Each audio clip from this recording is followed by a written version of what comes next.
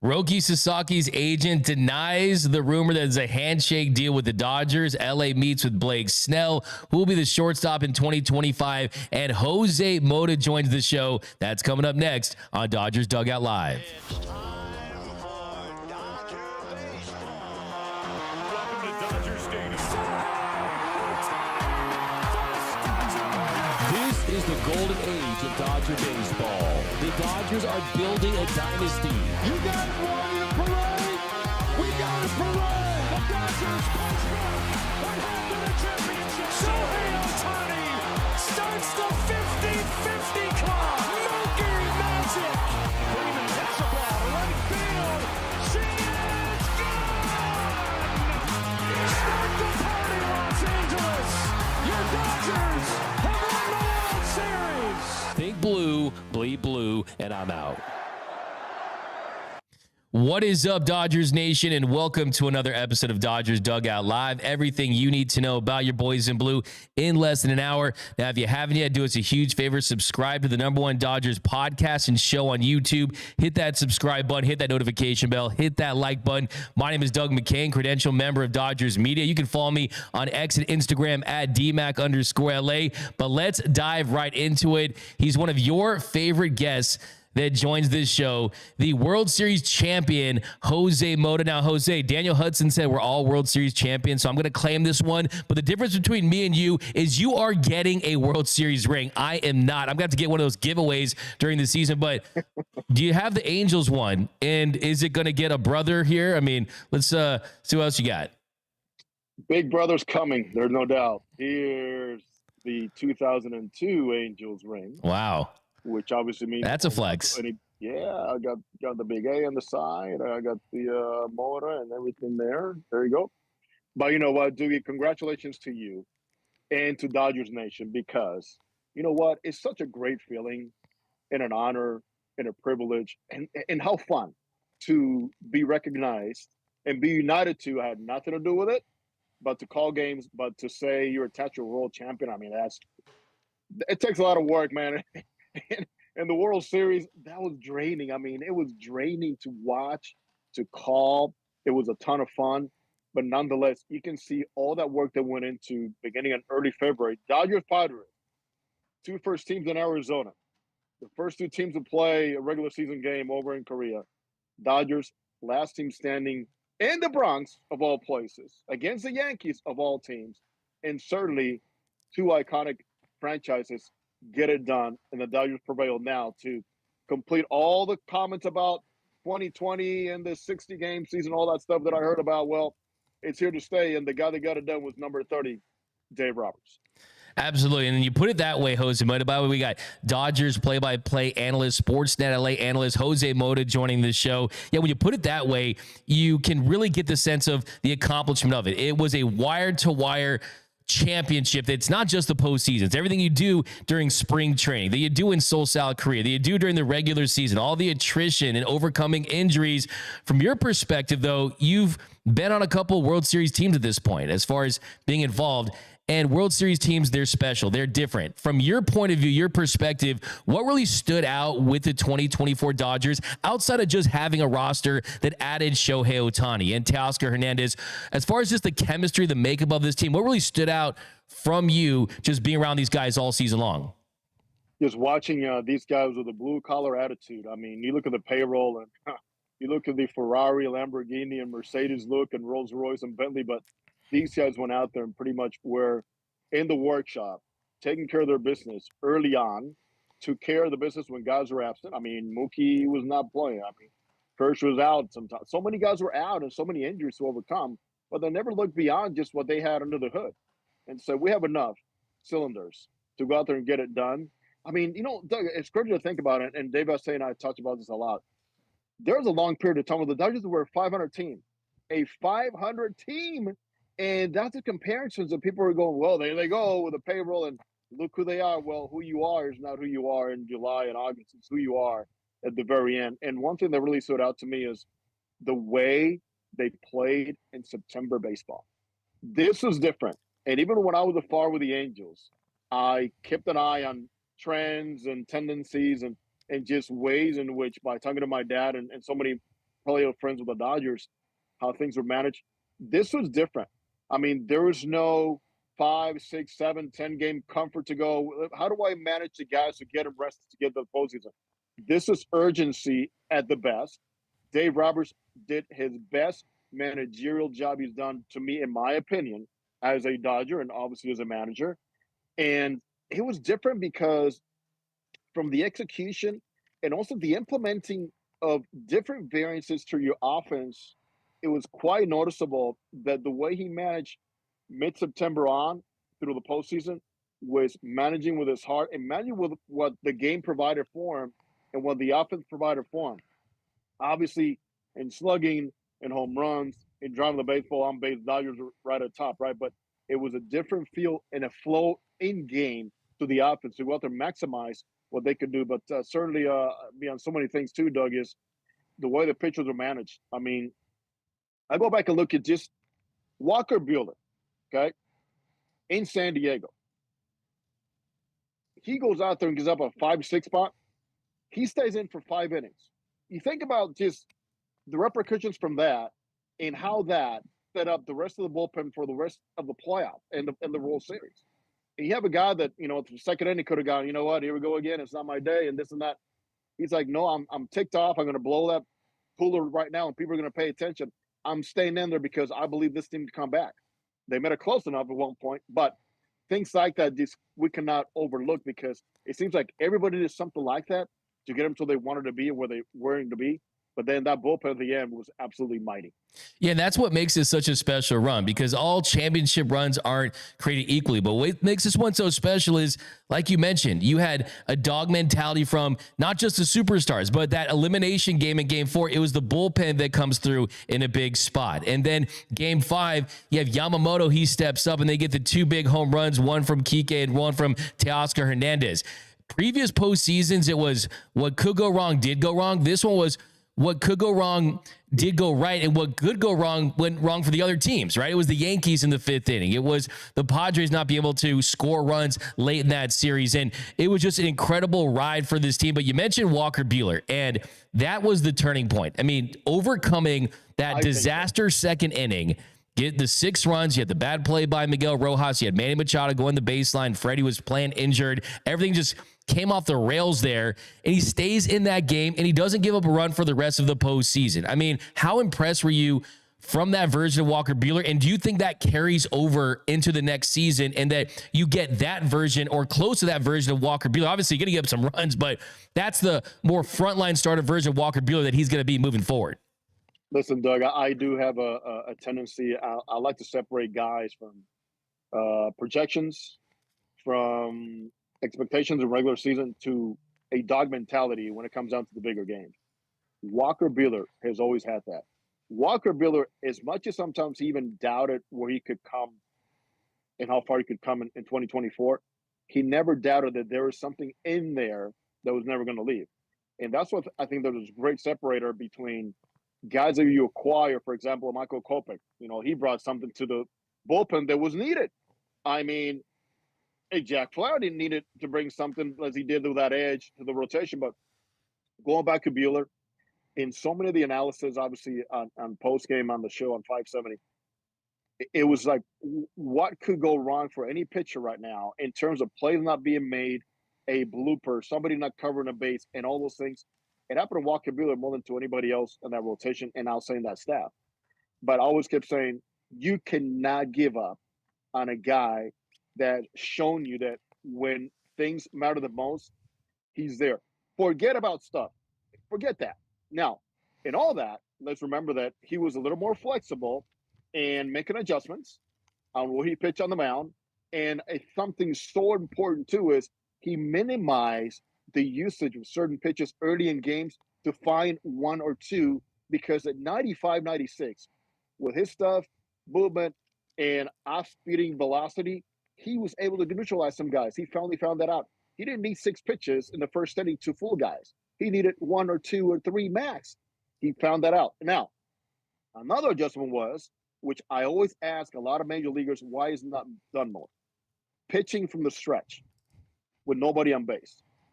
I mean, Doug, the Japanese do it. A lot of the Asian pitchers do it. And I have had a chance to. First time I asked somebody about this was to Roki in Japan, who was Shohei's former pitching coach. And I said, okay, tell me about pitching from the stretch when so many people in the U.S. are worried about the windup and getting behind the baseball and velocity. He goes, Jose, if the most important pitches they have to make in a game are from the stretch, why not make them all important when there's nobody on?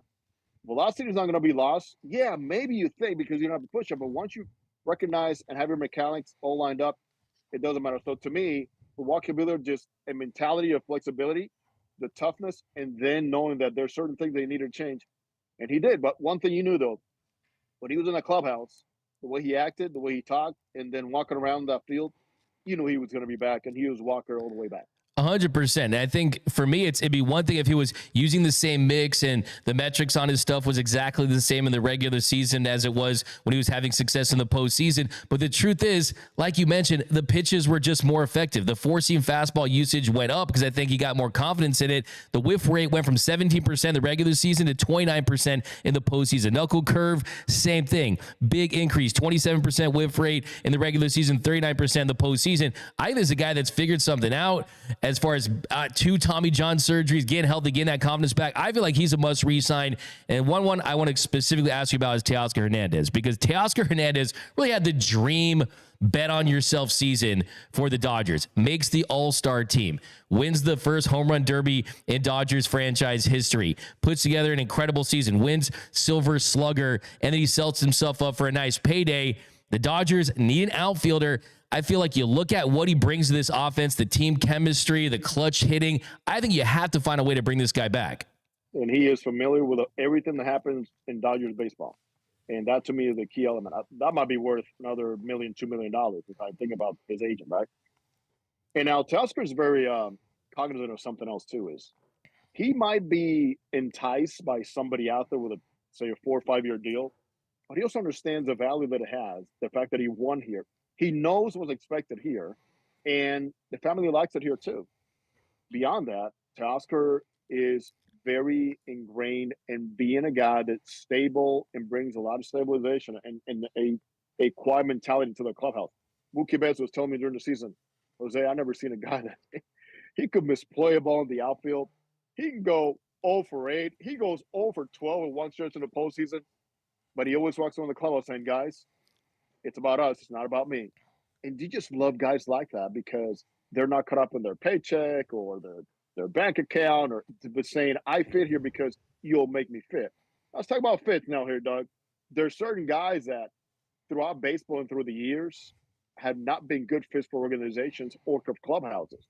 And I always say that the Dodgers have done such a great job through the years, especially under Andrew Friedman, to making sure to just not just add guys just because the numbers say so or there's a need in that position, but is he the right fit in the culture? Will he adapt?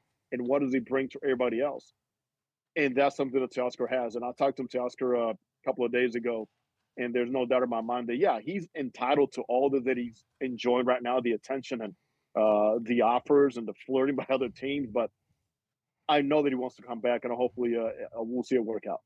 Yeah, and I think a lot of guys say the right things, like, oh, I'm happy here, I want to be happy, and at the end of the day, the money is the biggest factor. I'm not asking for him to take $50, $60 million less, but it does feel like he's one of those rare players that is going to value happiness and fit and how comfortable he is in this organization. And it's going to be a major factor. He's not going to be someone just going to go to the highest bidder. So I love hearing you say that. Now, Kike Hernandez is another guy that, I mean, he turns into an elite MVP player in the postseason. Big hit after big hit. The team chemistry is off the charts with him in this group. And I think he's someone where he saw what it was like to play with the Boston Red Sox, get an opportunity to have an everyday role. He knows that he's fitting perfectly in with this organization with this role. I also think he's a must resign. I hate to be that guy saying, let's run it back with everyone, but those are my 3 guys, Buehler, Teoscar, and Kike. I need to see back in Dodger blue.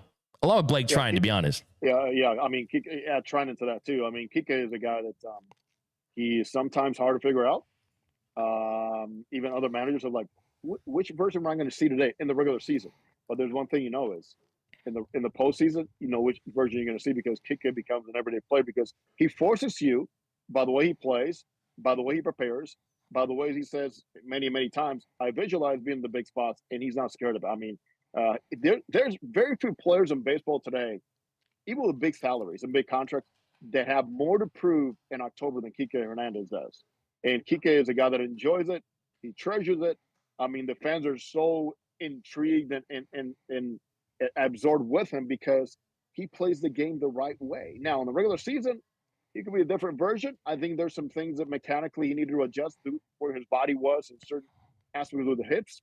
But Kike is a very smart player, versatile. Defensively, he does not have to envy anybody in any position that he plays. And think about when Freddie Freeman was out and the way that Kike played first base, it was admirable. There's no excuse about, I need extra work. No, just hit the ball to me. I know what I need to do with the base because he pays attention to what guys are doing when he's not playing. So Kike, to me, is also a must. He also got a taste of what it was like to not have a job. Came spring training last year. So all those things play into your mind. You expect the market to change, but I think a lot of players have said that through the years, and things go to the worst sometimes. But there's not a whole lot of activity right now, which is an indication that teams are waiting, players are waiting, because when it falls, man, it's going to be a lot of fun. There's going to be even more free agents available now when non-tenants come around. That's a really good point, because players are going to be lining up to play for this organization because they've seen what it did for JD Martinez, what it did for Teoscar Hernández, Kike Hernandez, giving these guys opportunities to go elsewhere, chase the money if they want to, or also get paid and pursue championships with the Dodgers. Now, I consider you, Jose, pretty much the world leader, the world expert on all things Shohei Ohtani. You covered him in Japan, with the Angels, now with the Dodgers. In the postseason, he had his moments. I mean, I still believe that the Dodgers don't win the World Series potentially if he doesn't hit that 3-run home run off Dylan Cease. With how hot the Padres were, it could have been a sweep. So a lot of things are there where he had his handprints all over, but didn't have his best postseason. Of course, he suffered the injury in Game 2 with the labrum, and he was 1 for 11 after that. But what do you make of Shohei Ohtani's first postseason experience? I would say that Shohei knows what's at stake now, the expectations, the fact that, this guy's got a target on him. He knows that he could have done more, but now it's not a matter of thinking about averages or Max Muncy didn't get a hit in the World Series. True. And they won. So my point is this, and I'm glad you brought back the Dylan Cease home run, because I think you cannot deny that every person associated with the Dodgers, when they're facing the Padres down 3-0, they're going, oh, my God, no, not again. Padres, October, division series. They got to get out of this, right? Then comes one hit. Shohei Ohtani's home run. Changed everything. When we spent a whole offseason last year talking about what? Where was Mookie? Where was Freddie? Where was, the rest of the offense? Well, that one hit, to me, changed everything, because from Mookie to Freddie to Max Muncy to Will Smith going, oh, guys, let's forget. Let's not forget. We have Shohei now.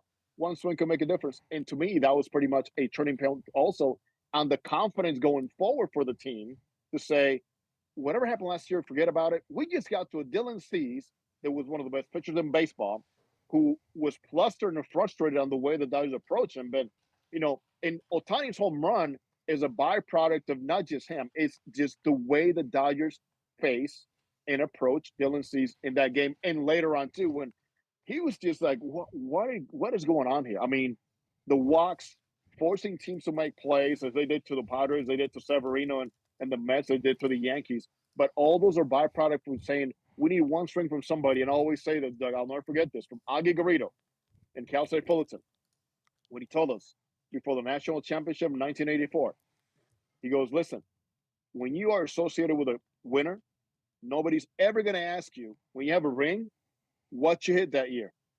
But you know what they know? They play for a winner. And that's all that matters. Nobody's going to care about what Max Muncy did, or Shohei Ohtani did, or Teoscar, or Gavin Lux, or Will Smith. But they know one thing. These guys are part of a championship. And I think for Shohei Ohtani, a learning lesson in the fact that sometimes, the swing got a little bit too long. We know he got hurt, but also understanding the way that they pitch to him it's going to be important moving forward too. 100% winners win. I love that. And I think, too, you mentioned Dylan Cease. I mean, the game 4 where they staved off elimination, Shohei had a single early in that one to put him up 2-0. He gets the double in game 1 that leads to the tie that sets up the Freddie Grand Slam later. So I don't buy into this whole narrative that Shohei didn't have a good postseason. I think that his presence alone puts so much stress on pitchers. And I kind of like the fact that he has a postseason where, hey, he didn't play his best because we know what he's capable of, and that's all-time greatness. And he goes into the offseason saying, okay, next time I get a crack at this, I want to win World Series MVP. I want to win NLCS MVP. But I also want to ask you about the pitching side, because you saw firsthand how dominant he can be on the mound, an ace-level starting pitcher. How do you want to see them handle him early on next season? Because he's coming off the labrum surgery, pushed his throwing program back. But what are fair expectations for him on the mound next season? How do you want to see the Dodgers handle Shohei? To begin with, now that he has his shoulder injury, obviously he's going to be very careful with the kids' glove to begin with. We know one thing, that Shohei is not going to make 30 starts for you. He's never done it. He'll never do it. And you have the space of having a very deep rotation, regardless, because there's so many bodies coming back, that he doesn't have to be a guy that you say, I got to push him to be at the top 3 in the rotation, because obviously there's a different schedule with Shohei and with Yamamoto. So Shohei needs to be the guy that needs to be guarding himself against. In other words, Shohei needs to be guarding himself against Shohei, because he's going to come in and say, I'm ready. I want to pitch. I want to do both things.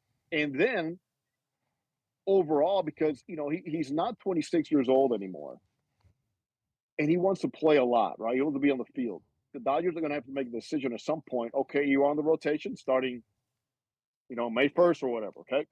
But there's some days when we will decide that you're going to be off, meaning the day that you pitch or the day before, the day after. I would never go back to what the Angels did his first year, where it was no playing, no hitting the day before, the day of, and the day after. That's way too many at-bats lost from your, slugger. And then Shohei is the one that said, and Joe Madden said, hey, how much you want to play? Perry Manassian asked, how much you want to play? I want to play every day. Now, they also found out that he'll push himself sometimes a little bit too much, and they need to guard against that. So you want to full Shohei Ohtani, because the other thing, Doug, that I learned as I joined the Dodgers is they don't manage, and they don't just project player for 6 months. They always project for 7 months.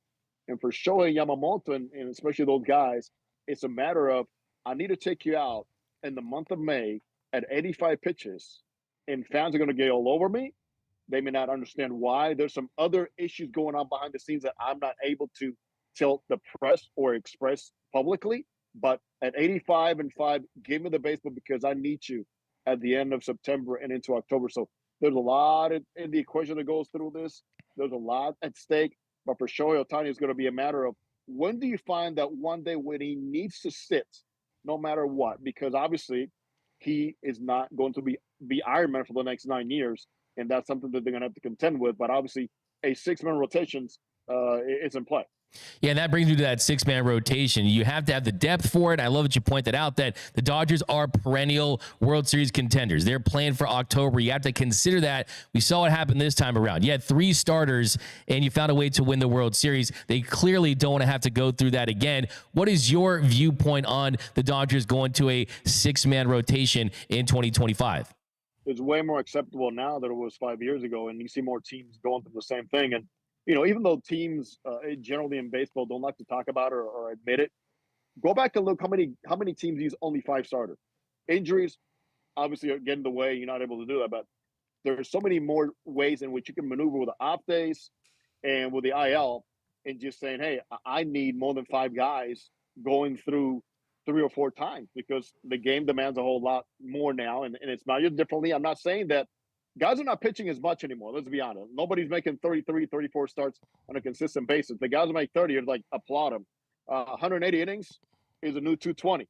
So in that regards, 6-man rotation is acceptable. Guys understand why it's being done with all the advances medically and clinically in body composition and biomechanics and all that. Even though they're better athletes and better suited in the weights and nutrition system, but these bodies are not taking, they can't take 250 innings anymore. They can't take 120 pitches anymore. So it's what we have. The game has evolved. Let's live with it and not try to live in 1980 or 1975, because 6-man rotations are beneficial, especially for a team that needs to, first of all, get a lot of looks on guys, implement, and land a knack here and there around Pepio in years past, and know that a River Ryan, and guys like that need to be given a chance sometimes. When one guy pulls out, you're not saying, well, where do I squeeze him? Now you have 6 guys to work with. One goes out, you insert the young guy, and the Dodgers through the years have done a very solid and consistent job incorporating young pitching. And for that, I think a 6-man rotation gives you way more options. Yeah, and you point out the depth is there, especially if you add a couple of guys. Now, a couple more questions I have for you. Excited to ask you about this one because you've seen Roki Sasaki pitch. You've known about him probably longer than anyone. And he's someone that is the talk of the offseason. Now, there's a lot of rumors, maybe a handshake deal with the Dodgers. His agent turns that down. When is he going to be posted? There's always been so much circulating about Roki Sasaki. But first and foremost, as a pitcher, how special is this guy? What do you think his ceiling is at the big league level? He's quite special, but I'll point out right away, he is not as polished as Shohei was or as Yamamoto was. And one thing with him is because the recent injuries at a very young age, you have to be very careful on how you treat him. Now, could he be a dominant number 1 guy in the big leagues? Absolutely. Is he there now? No. But man, when I saw this kid pitch and I saw his bullpens and I have people close to him that report to me as to how he's doing, the ceiling is quite high. It's infinite because explosive fastball, lanky body, a lot of deception. Look at this arm swing, arm slot, movement, and stride, and you'll see a lot of things before you see the baseball. On top of that, velocity, he's got some rise, he got some movement laterally, and then the splitter is different than other splitters because it's like one of those bottoms that drops off. I mean, it's not a splitter that glides in, it just disappears and drops off. Big, they call it heavy bottom splitter because the way he executes and the way his arms coordinate the baseball, and certainly because of the looseness of his body, he's one of those guys that it's like, like double jointed kind of thing where he is able to just maneuver the baseball in so many ways and stretch his body in so many ways. And maybe that's why he's had some of these early injuries, but you get him into a system in the U.S., regardless of where he's from, and he's only going to get better because with the system here, now that the longer season, he's going to be adapting to the care and the projections and all those things that go along. This guy's pretty special, man. But also, ability to pitch inside. I saw him pitch inside. I love the ability to do that. Not hitting guys or setting up everything else in the outer half of the corner against right-handed lefties to make him feel himself more efficient. And he wants a baseball. Here's one thing, too, Doug. The time that I've seen him and some of the reports I've gotten is he wants to be a guy that's standing there in the 7th inning and not looking in the bullpen after 4 in the 3rd or 5 innings and go, I think I've had enough. And I think we've seen that with Shohei. You'll see that with Shohei. You see that with Yamamoto more and more. And with Loki, as they call him in Japan, Roki Sasaki should be one guy that hopefully lands in the Dodger, but I know for sure wherever he lands, it's going to be a bright future because the kid does bring it. And he's been pushing for this for a couple of seasons. One of the very few young Japanese players besides Shohei that has really said and kind of battled with his team to say, I want to be posted early. I want to be a free agent. And remember that he is not one of those guys that you get into a bidding war in high amount of money. He becomes an international free agent just the way that Shohei was.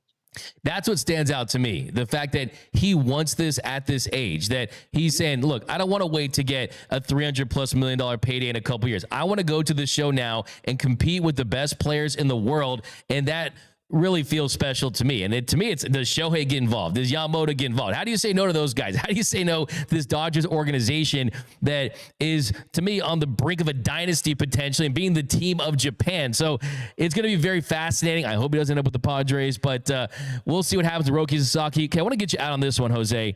Being in that booth, being at Dodger Stadium, calling Freddie Freeman's walk-off grand slam. I mean, just take me through that moment. Do you get chills up your spine? How to react? I mean, does your jaw drop? How do you think of something to say? Because you're so speechless just seeing that moment. What was that like to see the first walk-off grand slam in World Series history and to call it?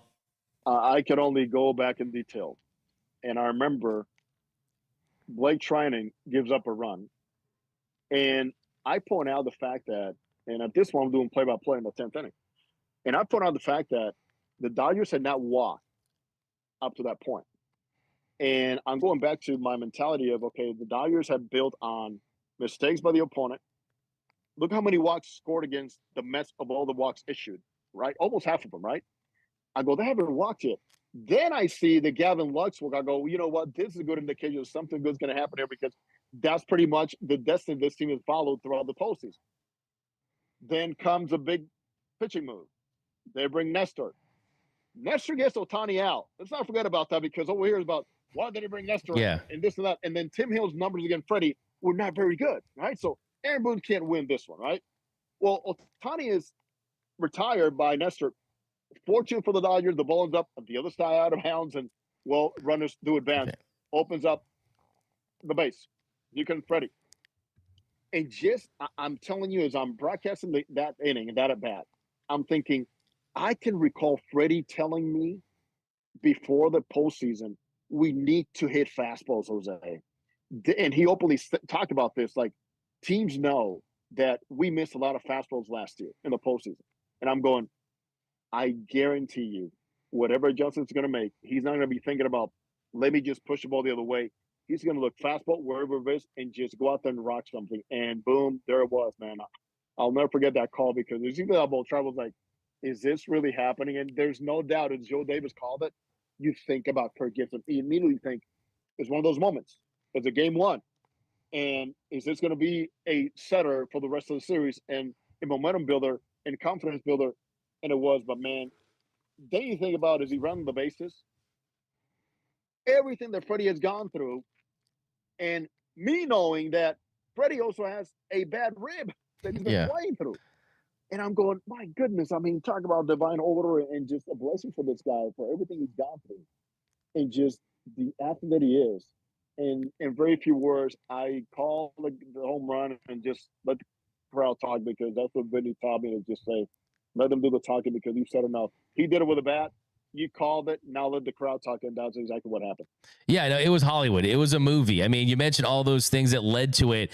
The Verdugo catch and foul territory where the runners advance. That opens up first base for the intentional walk to Mookie. Puts Freddie at the plate. And then all the things that he went through, the parallels with Kirk Gibson, playing injured, hitting it to the right field pavilion. And yeah, I love the flex when he rounded the bases, to the bullpen. Just, I watch it honestly like 25 times a day. Like I can never get used to that. I mean, it never gets old for me, but it was so awesome that you got to experience that. And Jose, we appreciate all your insight, your expertise, your knowledge. You guys, you're not doing this Dodgers things fan right unless you follow Jose Mota on X, on Instagram. You can check him out on Spanish Dodgers broadcast, also Sportsnet LA doing sideline where he does it all, man. This guy's all things Dodger baseball. And Jose, we'll check in with you at some point again in the off season, and enjoy your off season because you need some rest, man. We're already in November. The season ends and we're like almost Thanksgiving. So enjoy your off season, Jose. Well, man, I got my Milan ready. See this? Right you got your Milan? That's fire right there. Yeah, Inter Milan. I'm heading to Milan in a couple of weeks, so I'm getting ready for that mentality. You're going to get a nice blue ring, a blue Dodgers championship ring that you can match that Milan jersey. That's awesome. So you're going to Europe? I saw Dave went. And to all your fans and the fact that you gave me so much feedback, thank you so much for having me, for accepting me, and the fact that there's way more to do as I call Shohei Ohtani's home run. Sayonara, my friends. There he goes, Mr. Jose Mota. He's the best, man. You guys love Jose Mota because he brings it. He gives you that insight into Dodger baseball that you really just can't get anywhere else. Just his communication, his relationships that he builds with these players. I mean, he's just a baseball lifer. I mean, his last name's Mota. He's a Dodgers legend, and great to hear some of those stories from Jose Mota. And yeah, coming up next, we're going to talk about some of those rumors. Roki Sasaki's agents talking, the Dodgers meet with Blake Snell. It's a jam-packed Thursday edition of Dodgers Dugout Live. What up, Dodgers Nation? D-Mac here to remind you that if you have not yet, be sure to subscribe to the Dodgers Dugout Live podcast. You can find it wherever you get your podcast. So if you want to listen to the show in audio form, when you're driving to Dodger Stadium, when you're driving from Dodger Stadium, when you're commuting to work, wherever it is, you definitely want to lock into the podcast. We're going to start featuring some podcast exclusives, interviews. So definitely, even if you do watch the show daily on YouTube, be sure to subscribe to the Dodgers Dugout Live podcast wherever your podcast. So be sure to do that. It really supports the channel. And as always, think blue, bleed blue, and I'm out.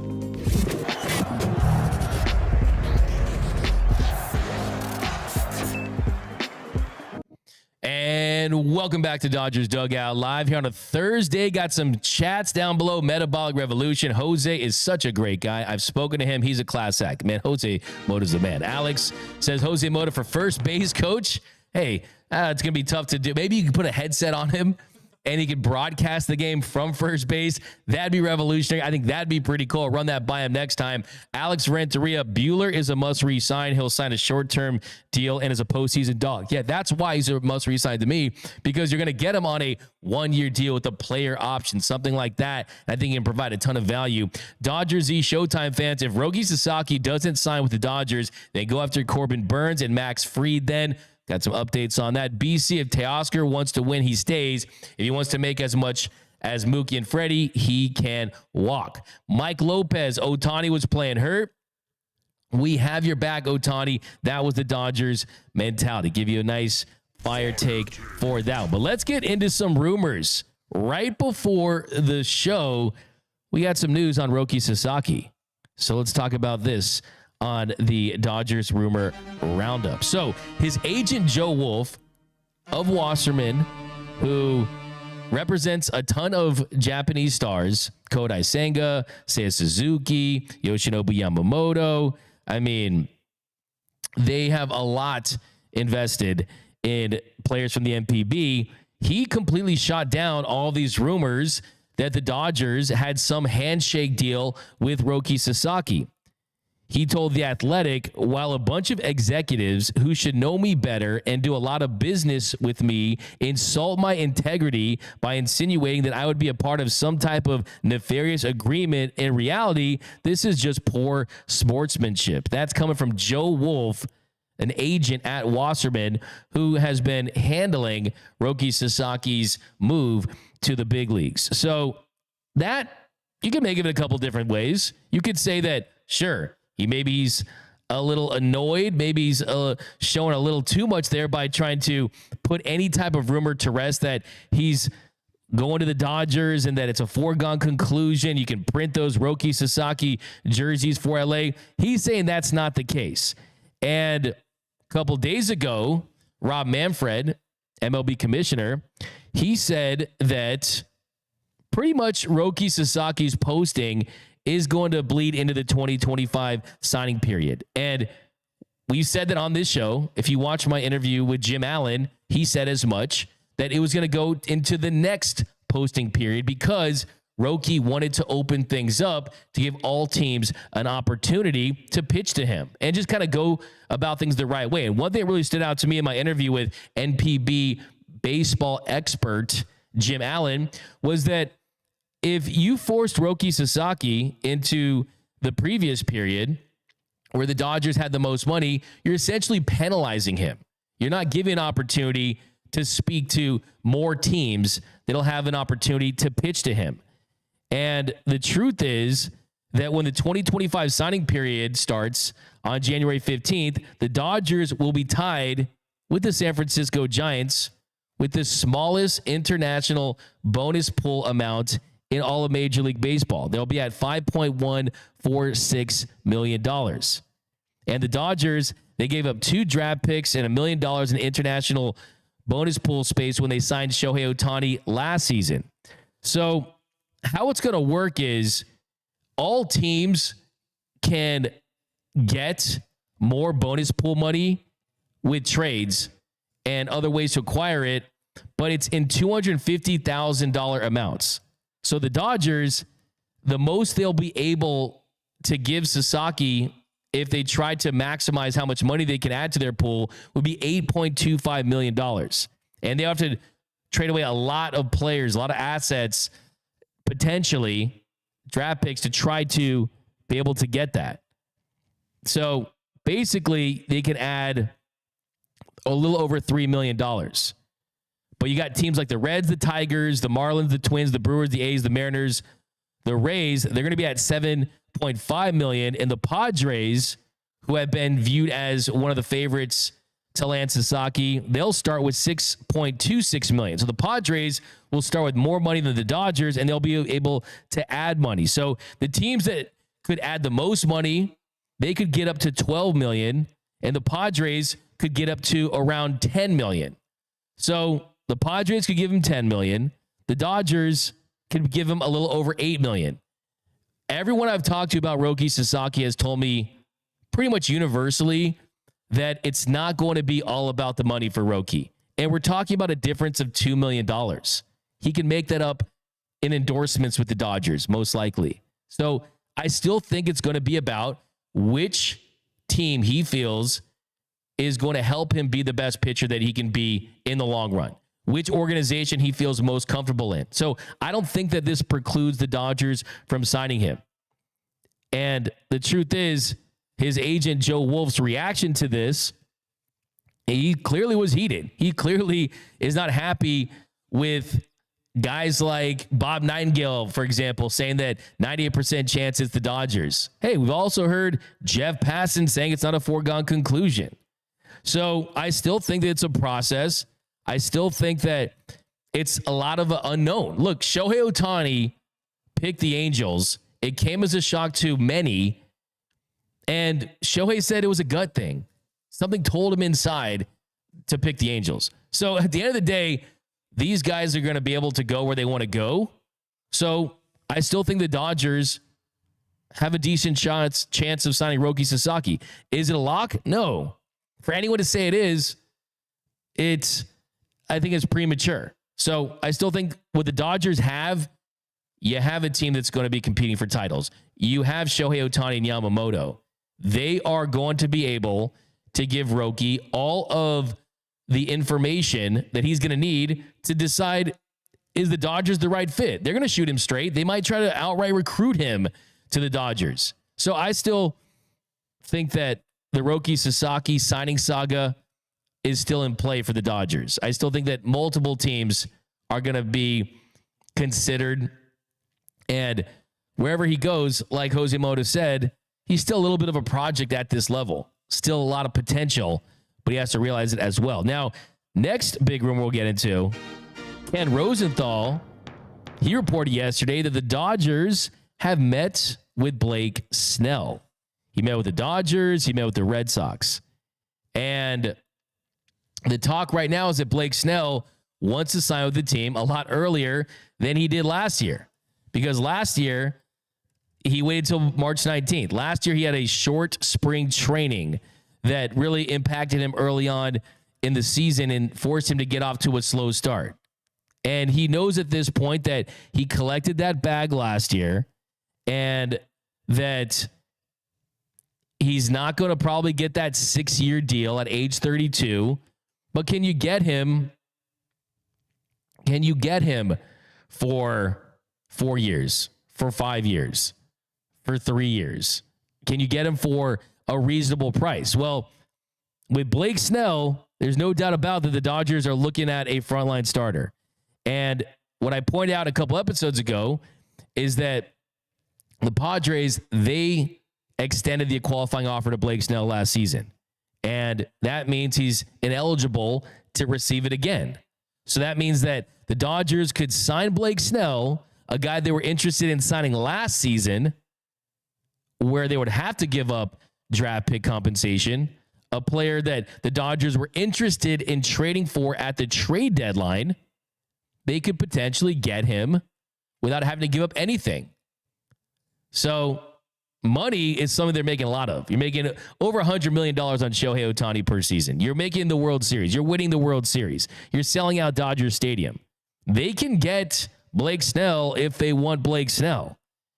And I've told you this before. I'll tell you this again, that Blake Snell is going to be a pitcher that's going to change the 2025 season depending on where he goes. Because if he goes to the Red Sox, the Yankees, they don't sign Soto, maybe they get a Blake Snell. The truth is with Blake Snell is that when he's right, he's one of the best pitchers in all of Major League Baseball. We did a full deep dive on Blake Snell. If you want to go back and watch that, we went month for month. Could drop that down below in the comment section. But he's a guy who's lights out in the postseason. Did you guys know that Blake Snell has the highest strikeouts per nine in baseball history at 11.2? That's higher than DeGrom, higher than Koufax, higher than Kershaw, higher than Chris Sale, higher than Pedro Martinez, higher than Kerry Wood.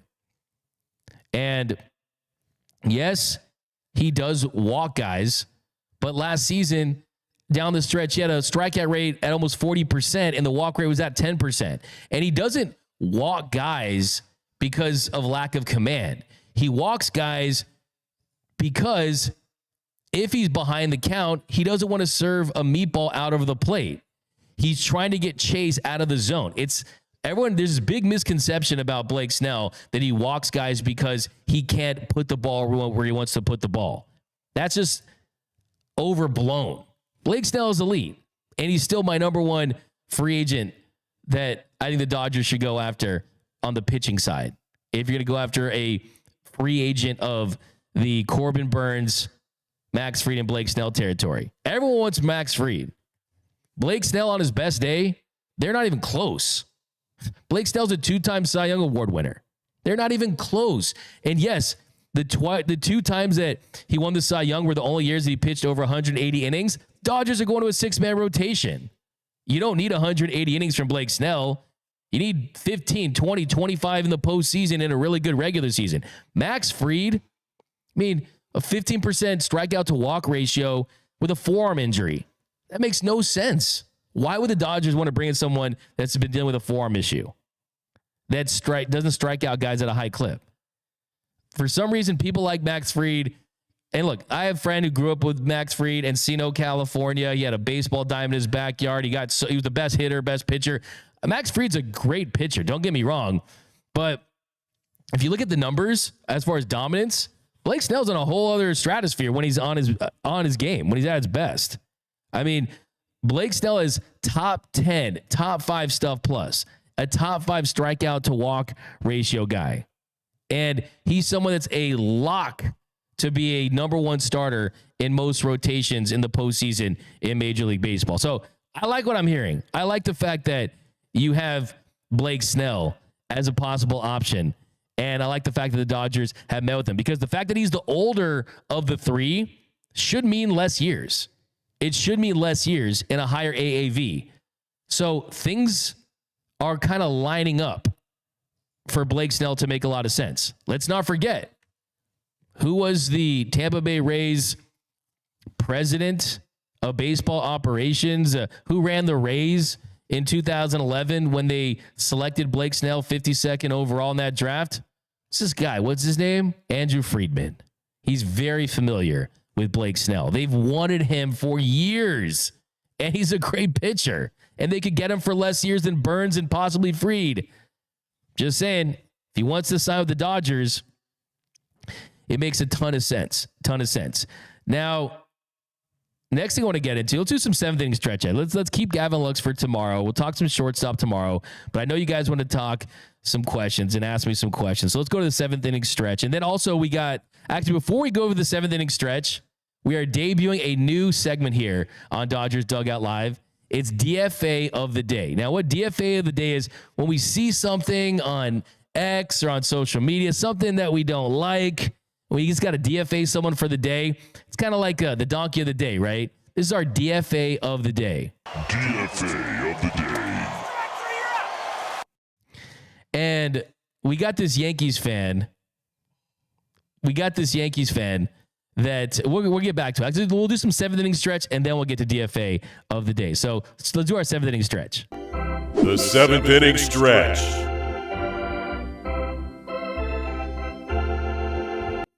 All right, we got Paul Gutierrez. Sasaki won't win if he goes to San Diego. Daniel Berry, sports highlights. I'd rather have Snell than Burnes. We have would be weird if Sasaki joins the Dodgers now after the comments from his agent. I wouldn't say it'd be weird. I think that they're going to go along with the process of it all. So I wouldn't necessarily say it's weird. But we got some more comments down below. We got a super chat, a $9.99 super chat from Some Kind of Wonderful. It's other teams hating on us. That's what he meant by poor sportsmanship. These other teams have now moved on from media attacks because they can't compete on the field. Let's win 7 World Series in a row. It's a fire take. It's a fire take right there. I like that. I like that take. So, yeah, keep firing away down below. The 7th inning stretch, answering all of your questions. We got Jack over here saying, Teoscar Hernández is a must resign. Look, I mean, it's tough to call anyone a must resign because that would imply that if they don't re-sign that player, they won't have a chance to win next season. The Dodgers will be able to compete next year if they don't sign Teoscar Hernández, but I would love to see him back in Dodger blue. We've got Tom Stevens with Shohei Ohtani set to win the World Series, the MVP. Can you name all the Dodgers MVPs in history? You want to pull it up? Let's pull them up. Let's have Antonio pull them up. We got Paul Gutierrez, and I've done my I got my master's in Dodger baseball, so I probably could hang there. Paul Gutierrez, Sasaki won't win if he goes to SD. We've got Joe Megazzeni. Corbin Burns makes a lot of sense, but I don't like the years that he's going to command. Yeah, that's certainly the case. That's certainly the case. We got Mr. Classic. It's not about the pool money. It's about the endorsements. Dodgers Z Showtime's fans. Roki Sasaki, if he goes to the Angels, Cubs, the Padres, they're going to waste him. I like that. I'm going to give you a little finish him right there. We've got some more. We got Sasaki's agent's comments. That's from A. Yeah, so you guys are really reacting strongly from the agent comments. Do you want to hit the MVPs? Oh, just from the top of my head? No, just pull them up so to check if I can get them. All right, for sure. One sec. All right, cool. You got to answer this dude's question. Dodgers Z Showtimes. Roki Sasaki is going to be the best pitcher in Major League Baseball in 2-3 years.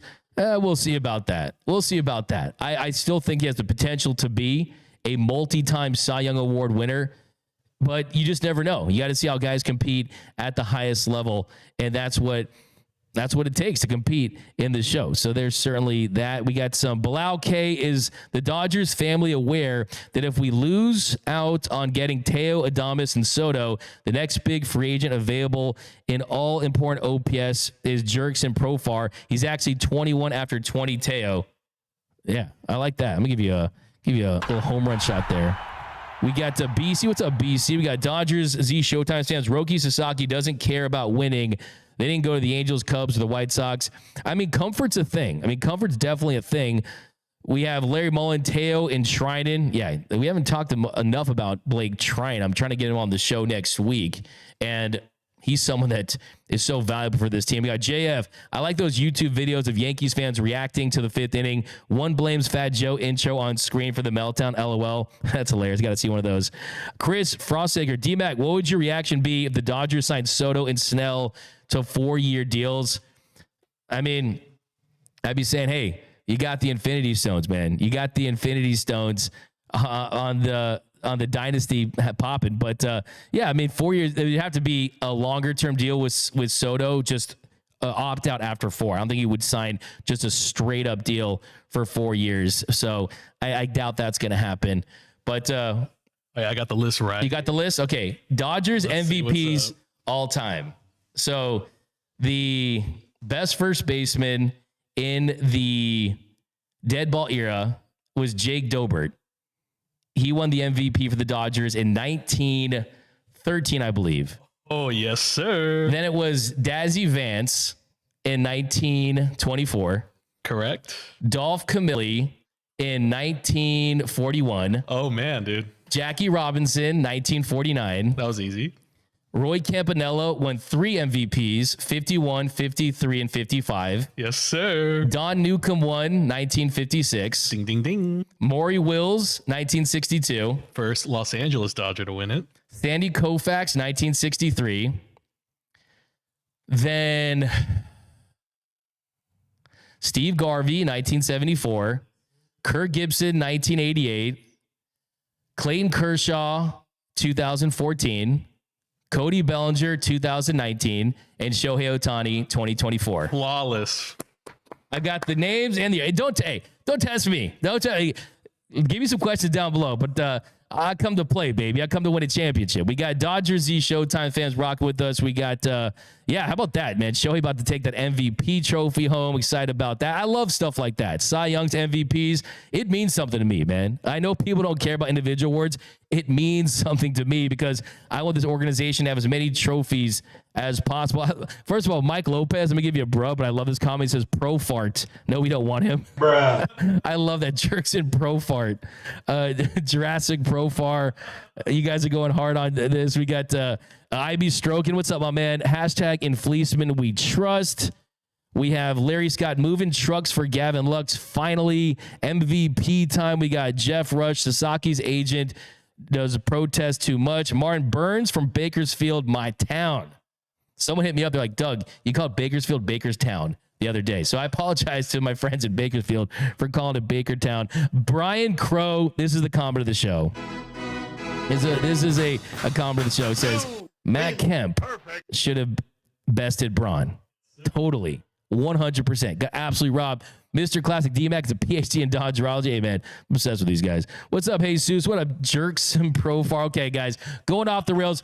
We're going to debut that new DFA of the day tomorrow. We've got Jerry Harrison Jr. joining us. That's going to be a lot of fun. Thanks again to Jose Mota. He's the best, guys. If you haven't yet subscribed to the Dodgers Nation YouTube channel, hit the subscribe button, hit the notification bell, hit that like button. Remember, nothing brings us together quite like Dodger baseball. My name is Doug McKain. Follow me on X and Instagram at DMac_LA. For myself and Tony Taters, remember, nothing brings us together quite like Dodger baseball. Until next time, think blue, bleed blue. And